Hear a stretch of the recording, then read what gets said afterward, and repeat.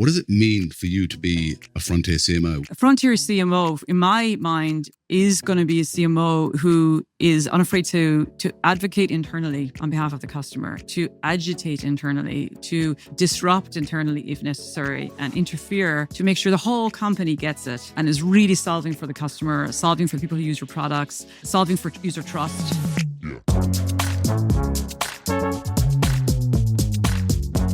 You've been at Google since 2003?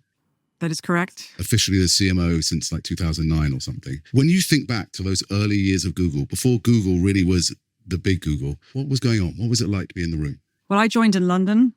I was one of the first international hires. Google was very small back in 2003. I mean, just to give you an idea, like outside of the US, we had no offices. When I joined in London, there were already maybe about 20 hires and they were all in one room. It's a real startup mode. So you were the first marketer in Europe for Google. Yes. What does marketing look like at Google in the early days? What sort of things were you actually doing? This is before large budgets or anything, right?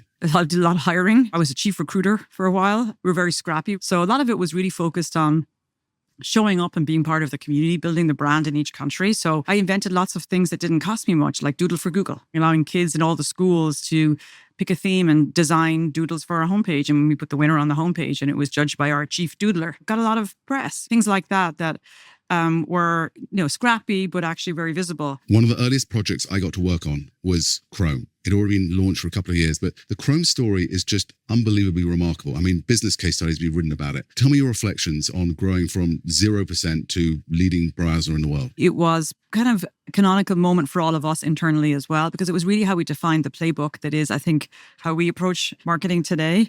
So I would start with deep partnership with product, with Sundar, who at the time was the product manager for Chrome browser. And just some context, Internet Explorer and Firefox and Safari were huge. We were nowhere. We were this little new browser. We really were determined to make Chrome a hit, but nobody wakes up in the morning and thinks, what's my favorite browser? Or should I change browser? It's not how the world thinks. So we knew we had hard work ahead of us. We really needed to lean in. And so what Sundar was very focused on was like every 6 weeks, shipping new product features, every 6 weeks, innovating relentlessly and constantly. And I really learned from him just how important that was. Our role then was to get out and sort of spread the word. And we started, as you would expect, with Google digital campaigns. And that got us a long way. But then we realized it wasn't going to get us far enough because it really wasn't something people thought about that much. Which browser should I use?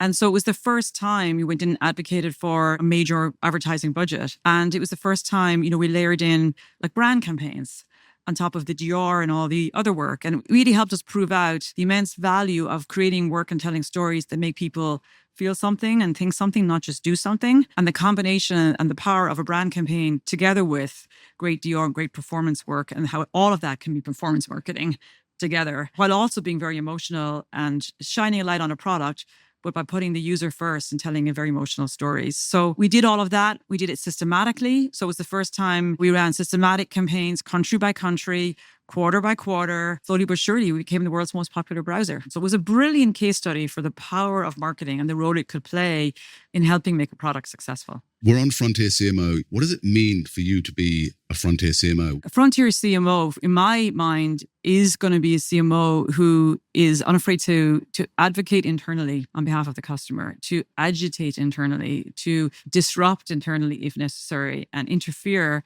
to make sure the whole company gets it and is really solving for the customer, solving for the people who use your products, solving for user trust. So I think that's a big part about being a Frontier CMO is you're leading the way for others, you're helping others get there, especially through these tough moments of change. I care deeply about us being customer zero for the industry. And so if we can be at the frontier, if we can, given where we sit, work with the product teams and the engineering teams, understand the products, the features they're building, use them first, be amongst the first to actually try them out. I think there's two things that come out of that. One is we can help make those products and features better for everyone. We're customer zero and we understand what marketers want and we can help make them better. And secondly, we can help others in the industry, our colleagues and peers across the industry, adopt them and understand how to use them and learn from what we're doing. What advice do you have for people growing their career right now in marketing in the sort of middle stages of their career?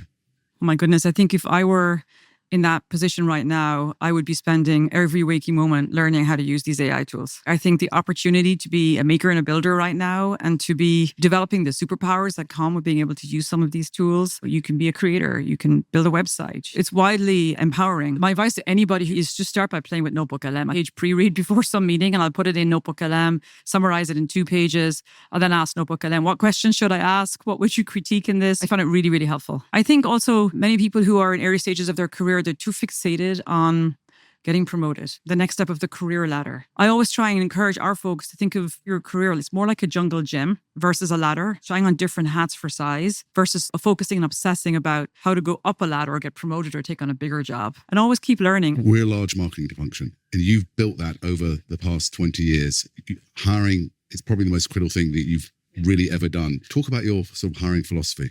Well, first of all, I do think hiring is one of the most critical things I've done. There are certain things I look for, like humble, hardworking people who just lean in, our team players, but are immensely capable and quick twitch and can move fast. You need an agile mindset because change is constant is like a cliche, but it's like at Google, it's at times 1,000. I put intellect, agility above all else, and curiosity and team player mindset. And then if they happen to have lots of relevant experience, that's a bonus. Having that 5-tool skill set or whatever it is, it seems like a really important thing for us all to be cultivating. Lorraine, thank you so much for being on Frontier CMO. This has been a blast.